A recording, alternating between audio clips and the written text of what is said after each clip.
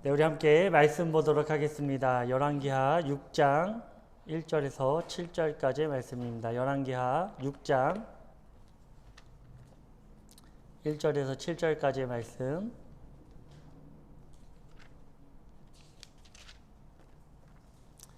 네, 제가 가지고 있는 성경 구약 570페이지에 있습니다. 열왕기하 6장 1절에서 7절까지의 말씀. 네, 우리 함께 교독하시고 7절은 한 목소리로 봉독하도록 하겠습니다. 선지자의 제자들이 엘리사에게 이르되 보소서 우리가 당신과 함께 거주하는 이곳이 우리에게는 좁으니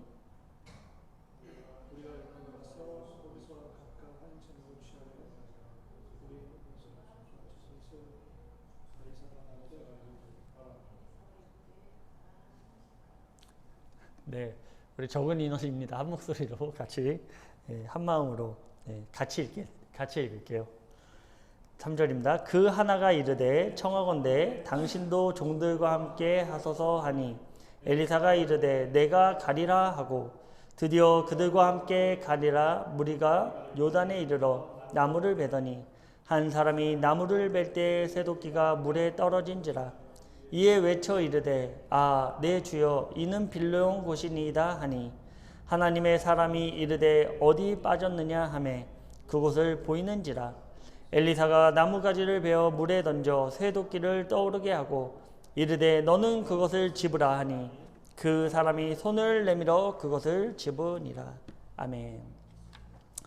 네, 오늘은 쇠도끼를 집으라 라는 제목으로 함께 말씀을 나누려고 합니다. 우리가 이전에도 말씀을 한번 나눈 적이 있는데요. 예수님 당시에 사람들은 예수님을 누구라고 생각했을까요? 예수님을 어떤 분이다 라고 생각했을까요? 네, 마태복음 16장 13절에 14절은 이렇게 기록하고 있습니다. 예수께서 빌립보 가이사랴 지방에 이르러 제자들에게 물어 이르되 사람이 인자를 누구라 하느냐 이르되 더러는 세례요한 더러는 엘리야 어떤 이는 예레미야나 선지자 중 하나이다. 그렇습니다. 예수님의 모든 행적을 돌아보면 그 사람들은 그 선지자 중 하나다라고 예수님을 생각하고 있었습니다. 그런데요, 그런 이유가 있었어요. 이 사람들이 왜 예수님을 선지자 중에 하나다라고 생각했는지 그런 이유들이 있습니다. 열왕기하 2장 후반부부터 오늘 본문 6장까지의 그 엘리사 선지자의 사역을 나열하는데요. 첫 번째 일이 무엇이었을까요? 첫 번째, 엘리사에게 있어서 첫 번째 일어난 사건. 능력을 받고 내려가는데 엘리사가 머리가 없습니다. 잠시만요. 이거 바꾸세요. 들리나요?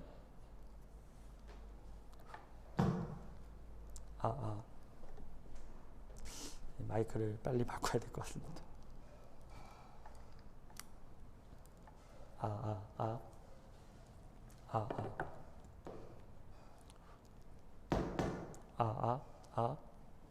마이크 안에도 잘 들리죠? 네.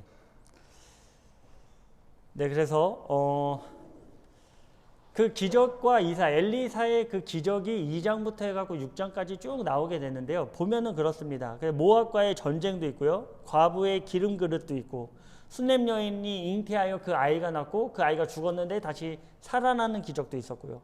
또 솥에 독이 희석되는 사건, 또 보리떡 20개와 채소를 가지고 바로 100명이 먹고 남은 사건이 있었고요. 또 이후에 나아만의 문둥병을 치유하는 사건이 있었습니다.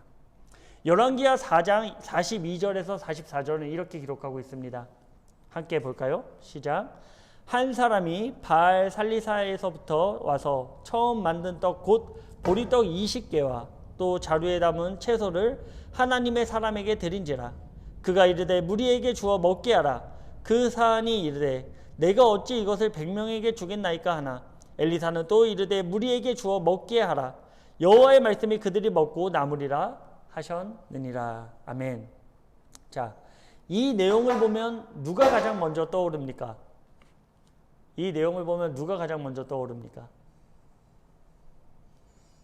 네, 바로 예수님의 기적의 사건과 같습니다. 바로 마태복음 14장 그리고 15장에 나타나는 오병이어와 칠병이어의 사건과 너무나도 흡사하다라는 것을 우리가 알게 되죠.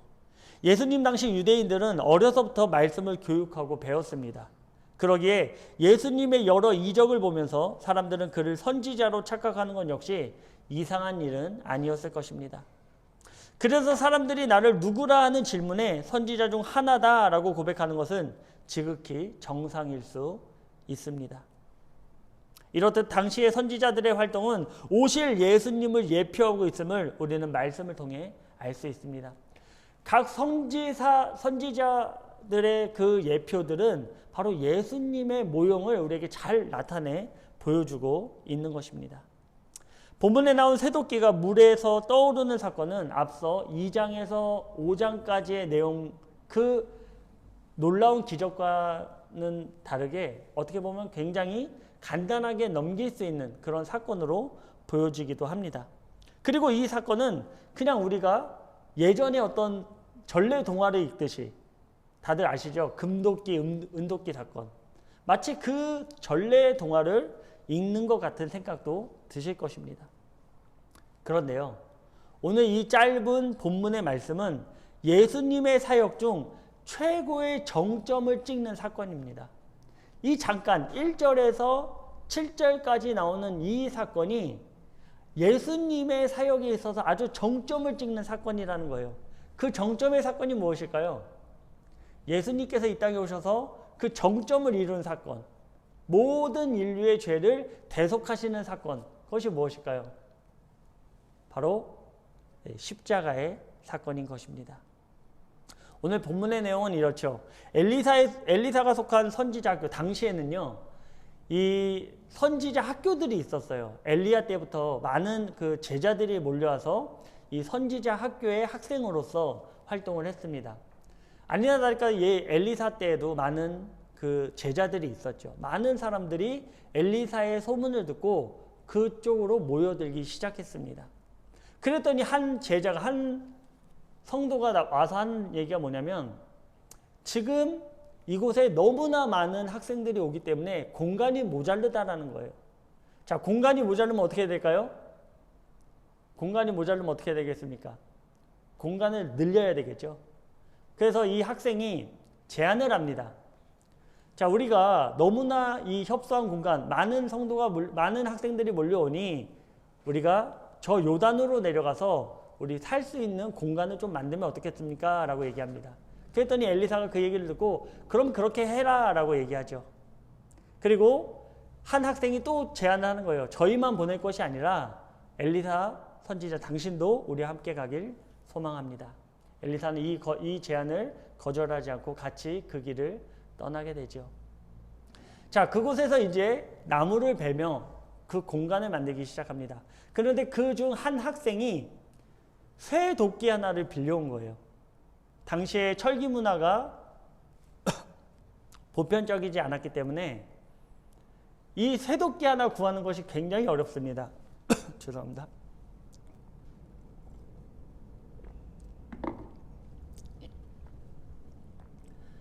네, 그래서 애골복골해가지고 이 쇠도끼를 지인한테 빌려온 거예요. 빌려왔더니 당시 청동기 문화와는 다르게 이 철기 문화, 굉장히 단단하고 이 도끼가 일반 청동 도끼보다도 6배, 7배의 능률을 올리기 시작하는 것입니다. 그래서 열심히 그 도끼질을 하기 시작하는데 웬일입니까? 도끼질을 열심히 하다 보니까 이 도끼가 손에서 빠져나가는 것을 미처 깨닫지 못했습니다. 그래서 지금 어디로 가서 기숙사를 만들고 있다고 그랬죠? 공간을 만든다 말씀드렸죠? 요단에서 이제 가가지고 공간을 만들고 있는데 그 요단강에 이 도끼가 빠져버리고 만 거예요. 자, 요단 하면은 우리가 혹시 떠오르는 분 또 계십니까? 요단강 많이 들어보셨죠? 요단강 하면 혹시 떠오르는 대상, 네, 바로 예수님이 처음으로 세례를 받은 곳이 요단강이에요. 그 요단강에 지금 이 쇠도끼를 빠뜨리고 말았다라는 것입니다. 네, 마이크 시설이. 네, 그냥 마이크 안 해도 될 것 같습니다. 네, 네, 괜찮습니다. 예. 잘 들리죠? 많지 않아가지고. 예, 굉장히 마이크가 이러니까 좀 많이 힘드네요. 예, 이때 다른 한 학생이 엘리사도 함께 갈 걸 요청해서 같이 갔습니다. 그런데 거기서 이 도끼가 요단강에 빠지고 말았다라는 거예요. 이 도끼를 지금 이 학생이 어떻게 한 거라 그랬죠? 이 도끼를 자기 돈으로 산 겁니까? 당시 철기 문화가 많이 발달되지 않았기 때문에 사울 당시에 사울 왕이나 이 철로 된 칼 하나 갖고 있었을 뿐이지 일반 백성들은 이 철기 문명을 가질 수 없는 그런 형편이었어요. 굉장히 값이 비싼 도끼였다라는 것이죠. 근데 이것을 애골복골에서 빌려왔어요. 아는 사람한테 빌려왔습니다. 그런데 이 도끼가 요단강에 빠지고 만 거예요. 그때 얼마나 이 속이 상하고 얼마나 좌절됐겠습니까? 그래서 그러나 이 학생은 좌절하지 않고 바로 엘리사에게 와서 이렇게 얘기합니다. 뭐라고 얘기합니까? 아, 주여, 이는 내가 빌려온 것입니다 라고 얘기합니다.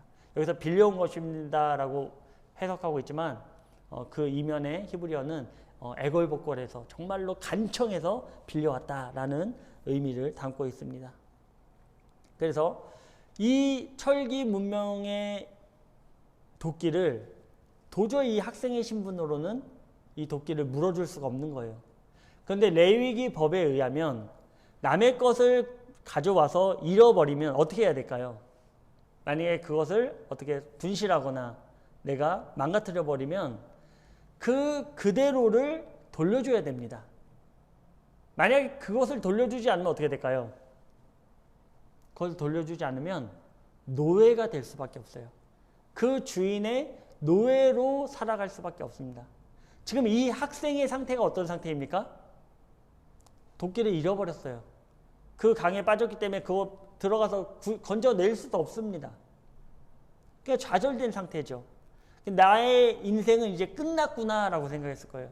내가 괜히 이거 빌려와가지고 이제 내가 종으로 팔리게 생겼구나라는 좌절에 놓여 있었을 것입니다.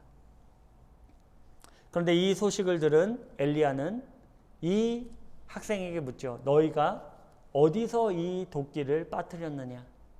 그래서 그 위치를 정확하게 얘기하고 엘리사는 나무가지를 꺾어서 그 나무가지를 물속에 넣었더니 어떻게 됩니까? 쇠도끼가 물에서 떠오르는 것을 우리 말씀을 통해 오늘 본문이 이야기하고 있는 것입니다. 그리고 그 빠뜨린 학생에게 이렇게 얘기합니다. 그 쇠도끼를 집으라. 방금 말씀드렸지만 당시 쇠도끼는 꽤나 비싼 도구였습니다. 가난한 신학생으로서는 도저히 이것을 변상할 방법이 없죠. 그러면 율법에 의하면 어떻게 해야 된다고요? 바로 그 도끼 주인의 노예로 팔려가는 것입니다. 이것은 율법이에요. 이것이 바로 율법이라는 것입니다. 그러니 쇠도끼를 빠뜨린 학생의 상태는 절망입니다. 패배입니다. 바로 슬픔입니다. 그리고 좌절이죠. 자신이 가지고 있던 값비싼 쇠도끼, 자신의 능력으로는 도저히 살 수 없는 이 쇠도끼를 물속에 빠뜨리고 만 것입니다. 우리도 하나님의 놀라운 사랑을 받았지만 인간의 악한 본성은 이것을 깊은 수렁에 빠지게 만들었습니다. 도저히 우리 힘으로는 이 사랑을 빼낼 수 없었죠. 좌절이고 절망입니다. 바로 슬픔입니다. 아무리 그것을 회복하려고 해도 나의 능력으로는 그 값을 치를 수가 없는 것입니다. 하지만 예수 그리스도의 십자가의 고난이 우리를 대신하여 그 값을 치러 주신 것입니다. 나의 잃어버린 사랑, 나의 잃어버린 능력 앞에 아무것도 할 수 없는 나를 대신하여 예수님께서 대신 그 십자가에 달려 나의 죄를 갚아주시고 우리에게 생명을 주신 것입니다. 다시 능력의 쇠도끼를 떠오르게 하여 우리에게 잡게 해주셨다라는 것이죠. 이 쇠도끼를 다시 잡은 자는 어떨까요? 좌절했던 이 쇠도끼를 잡은 자, 이에게는 변화되어 자유함입니다. 자기가 노예가 될 수밖에 없었는데, 죄의 노예로서 살아갈 수밖에 없었는데 이에게는 자유의 선포입니다. 기쁨입니다. 그리고 걱정됐던 마음에 평안이 찾아오게 되었습니다. 그렇습니다. 온전한 예수 그리스도의 능력을 잡은 인생은 하나님이 책임져 주시는 인생을 살게 되는 것입니다. 아무리 위대한 기적과 이사도 예수 그리스도의 십자가의 죽음과 부활, 이것과는 비교할 수 없는 그 모든 것들, 그 어떤 것도 이거와는 비교될 수 없는 것입니다. 우리가 오늘 예배드리는 이유가 바로 여기에 있죠. 율법적으로는 아무리 사소한 실수라도 우리는 그 실수로 말미암아 죄의 노예가 될 수밖에 없는 그런 존재들이에요. 그러나 하나님의 사랑은 그 독생자 예수 그리스도를 통해 우리에게 모든 죄와 사망으로부터 자유를 선포해 주신 것입니다. 그러므로 우리는 기적을 바라보며 쫓아가는 세대가 아니라 이미 기적이 우리 안에 들어와 있는 상태임을 우리는 반드시 깨달아야 됩니다. 더 이상 그 어떤 표적도 우리에겐 필요치 않은 것입니다. 눈에 보이지 않는 하나님을 믿고 그분의 말씀을 듣는 것, 이것이 바로 기적이에요. 오늘 이 시간 우리가 모여서 하나님을 예배하는 것이 기적이다라는 것입니다. 그리고 하나님은 이런 기적의 삶을 사는 우리들을 가만히 보고만 계시는 분이 절대로 아니에요. 우리가 하나님의 말씀에 집중하고 하나님의 영적으로 그분께 나아가 나의 마음을 드리고 나의 시간을 하나님께 드리고자 하는 자들은 하나님께서 가만 내버려 두지 않습니다. 그와 동행하여 주시고 그의 삶을 책임져 주시고 그가 하는 모든 일에 하나님의 손길을 더해 주신다라는 것이죠. 요단으로 내려가는 제자들을 따라 나선 엘리사는 절망하고 있는 제자에게 큰 소망을 선포하게 됩니다. 너는 그것을 집으라. 하나님은 우리의 모든 순간, 특별히 절망의 순간에 우리를 내버려 두시는 분이 결코 아니다라는 것이죠. 그리고 그 상황을 넘어 사망의 절망에서 부활하신 예수님을 하나님은 바라보게 하시는 것입니다. 오늘의 말씀은 이와 같습니다. 우리의 능력으로는, 우리의 힘으로는 하나님께 나아갈 수 없는 상태예요. 그리고 이 세상의 중력은 우리의 무거운 짐을 끌어당기고 그것으로 절망하게 만듭니다. 그러나 바로 그때 우리가 찾아야 될 분은 누구입니까? 바로 여호와 하나님이라는 사실입니다. 그러나 오늘의 본문은 이것으로 끝이 아니에요. 오늘의 본문의 내용은 우리의 현실의 삶에서도 그대로 적용되어 나아가고 있는 것입니다. 자, 우리 함께 잠깐 말씀 볼까요? 네, 앞에는 아마 없을 것입니다. 1절입니다. 선지자의 제자들이 엘리사에게 이르되 보소서 우리가 당신과 함께 거주하는 이곳이 우리에게 좁으니 우리가 요단으로 가서 거기서 각각 한 제목을 가져다가 그곳에 우리가 거주할 처소를 세우사이다 하니 엘리사가 이르되 가라 하는지라. 자, 지금 이 학생은 무슨 일을 하고자 한 것입니까? 하나님을 섬기고자 하는, 당시에는요 타락해서 너무나 타락한 세대. 그래서 엘리사는요 엘리야에게 어떤 것을 요구합니까? 엘리야가 하늘로 올라갈 때 엘리사는 이렇게 요구해요. 당신의 능력에 갑절의 은혜가 나에게 임하기를 원합니다. 이 갑절의 은혜를 왜 요구하게 됐을까요? 엘리사는 그 세상이 너무나 타락하였기 때문에 그 갑절의 은혜가 없이는 그 세상을 대적하여 승리할 수가 없다라는 결론이 났기 때문입니다. 그래서 엘리사는 엘리야가 올라갈 때 갑절의 은혜를 구하게 되죠. 많은 사람들이 그 엘리사를 중심으로 모여들었습니다. 그 타락한 세대에 엘리사를 중심으로 하나님께 나아가고자 하는 성도들이 모이고 있었고 부흥의 불씨가 타오르고 있었다라는 것이죠. 그러나 그 가운데 하나님의 일을 하고자 하지만 공간이 협소한, 능력이 부족한 상태를 우리에게 보여주고 있어요. 우리도 마찬가지입니다. 하나님의 일을 하고자 해서 그 일을 도모하는 일들이 우리에게 있다는 것이죠. 우리의 인생에 있어서 이것이 끝이 아니라 정말 나의 인생을 통해서 우리가 그런 고백하지 않습니까? 나의 인생을 통해서 하나님께 영광 올려드리길 원합니다 라고 얘기를 합니다. 마치 이와 같다라는 것이죠. 이 학생은 나의 이 계획을 통해서 하나님의 영광이 드러나길 원합니다 라고 해서 그 일을 도모하게 됩니다. 그리고 그가 잡은 것은 쇠도끼라는 그 도구를 잡게 되었어요. 능률이 오릅니다. 훨씬 뛰어난 능률입니다. 이 쇠도끼를 통하여 빠른 속도와 정교함으로 하나님께 더욱더 나아가고자 하는 나의 달란트를 바라볼 수 있었다라는 것입니다. 우리 모두에게는 하나님이 나에게 맞는 달란트를 주셨어요. 나에게 맞는 사업장을 주셨고요. 나에게 맞는 일을 우리에게 허락해 주셨다라는 것입니다. 그래서 우리가 그 능력으로 말미암아 능률 있게 하나님의 영광을 드러내고자 하는 삶, 그것이 우리에게 주어졌다라는 거예요. 그런데요, 어느 순간 그것이 나의 욕심일 수도 있고요, 나의 바라봄일 수도 있고요, 나의 어떤 잊혀짐이 될 수도 있고, 나의 일상이 될 수도 있습니다. 그래서 어느 순간 하나님께서 나에게 주신 것을 어느 순간 나도 모르게 요단에 빠뜨리고 마는 일들이 우리에게 주어진다는 것이죠. 또는 내가 생각지도 않는 절망이 나에게 올 수도 있다는 거예요. 나는 열심히 하나님의 일을 하고자 했는데 뜻하지 않는 도끼가 요단에 빠지고 마는, 나의 힘으로는 도저히 그것을 건져낼 수 없고 나의 힘으로는 도저히 변제할 수 없는, 내가 할 수 있는 일이 아무것도 없는 상태로 내가 놓여지고 마는 상태가 우리에게도 주어질 수 있다는 거예요. 그러나 하나님께서 우리에게 요구하시는 것은 무엇입니까? 그곳에서의 절망입니까? 그곳에서의 패배감입니까? 그곳에서의 포기입니까? 그게 아니라는 것이죠. 그래서 엘리사 선지자는 학생에게 얘기해요. 네가 그거 빠뜨린 곳이 어디냐? 네가 그 도끼를 빠뜨린 곳이 어디냐라고 물어봐요. 이것은 마치 우리에게 질문하는 것과 같습니다. 우리의 믿음의 행위가 떨어진 곳이 어디입니까? 우리가 하나님께 나아가고자 우리의 마음을 다잡았지만 그 마음이 이제는 묻어지기 시작한 그때가 언제입니까? 또 내가 하나님을 바라보며 나아갔지만 내가 절망한 순간이 있습니다. 내가 생각지도 못한 그 아픔으로 인해서, 어려움으로 인해서 내가 좌절하는 그 시점이 있다는 거예요. 하나님은 그 시점을 우리에게 묻고 있는 것입니다. 네가 좌절되고 실망한 그 시점이 과연 어디 있느냐? 네가 무너지고 너의 믿음을 내려놨던 그 시점이 너의 인생에서 어디에 있느냐라고 우리에게 묻게 되는 것입니다. 학생은 그것에 대하여 정확하게 얘기했어요. 내가 믿음이 떨어진 곳이, 나의 도끼가 떨어진 곳이 바로 여기입니다. 내가 절망했던 곳이 바로 여기입니다 라고 얘기하는 것이죠. 엘리사는 이렇게 얘기합니다. 그 있는 곳을 보이며 나뭇가지를 꺾어 그 물에 집어넣었더니 도끼가 어떻게 된다고요?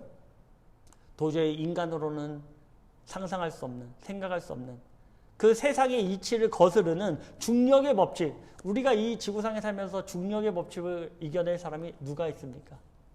이 세상의 법칙을 거스릴 사람이 누가 있냐는 것이죠.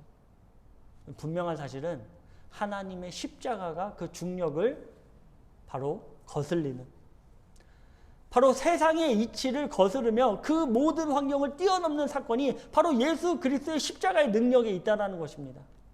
그리고 그 나뭇가지가 들어갔더니 이 세상의 모든 이치를 거슬려 그 새도끼가 떠오르게 된다는 것이죠. 우리가 좌절했던 포인트, 우리가 믿음을 내려놨던 포인트, 바로 그곳에서 하나님께 부르짖었더니 하나님의 말씀을 의지하고 나의 능력이 아닌, 내가 아무것도 할 수 없는 상태를 내려놓고 하나님을 의지하여 나갔더니 하나님께서 그때부터 무슨 일을 하시는 것입니까? 세상의 이치를 거슬리는 거예요. 인간의 생각으로는 그렇게 될 수밖에 없어요. 멸망할 수밖에 없고 넘어질 수밖에 없고 좌절할 수밖에 없는 상태예요. 그런데 하나님은 그때에 우리를 회복시키신다는 것입니다. 사람의 생각으로 회복시키는 게 아니에요. 사람의 능력으로 회복시키는 게 아니에요. 바로 이 우주 만물을 창조하신 하나님께서 내가 생각지도 않은 그 일을 이루어 내신다라는 것을 우리는 반드시 깨달아야 됩니다.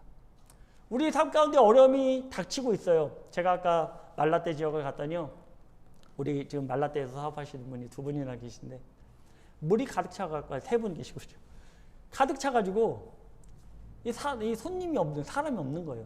어떻게 보면 이 사건이 굉장히 좌절되는 사건입니다. 어려운 상태죠. 그러나 우리가 그 상태를, 물찬 상태를 바라볼 것이 아니라 그 이면에 놀라운 것을 믿고 의지하고 하나님께 나아간다면 하나님께서는 그 환경을 뛰어넘어 더 놀라운 것을 우리에게 허락해 주신다는 사실을 반드시 믿으시기 바랍니다. 이것이 바로 믿음이에요.